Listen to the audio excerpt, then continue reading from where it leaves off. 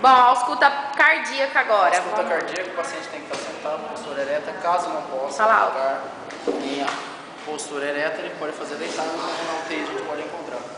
Primeiro foco órtico, lado direito, abaixo entre o segundo espaço intercostal. Então, abaixo da primeira costela, abaixo da clavícula tem a primeira costela, vem intercostal, segunda costela, intercostal. Então, aórtico, foco aórtico. Entre os dois, Foco aórtico. Isso. Certo. Não pode ser em cima de roupa. Depois pulmonar, na mesma linha, entre o mesmo espaço intercostal, só que do lado contrário. Foco Pulmonar. Foco acessório é entre terceiro espaço intercostal, mais abaixo.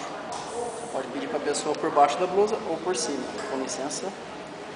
Você vai fazer foco Um pouco acessório. abaixo do foco. Isso, foco pulmonar, abaixo do foco pulmonar, foco acessório. Certo. Sempre pedindo com licença, né? Faz por cima da blusa mesmo, só pra gente Então tá. ter noção de... Foco, seria abaixo, foco... Desculpa, com licença. Foco o quê? Esse aqui é o foco mitral. Mitral é mais pra fora, tricúspide mais interno. Então tá, mitral mais... Desculpa, tô confundindo. Então Com fala. licença. Espera um pouquinho.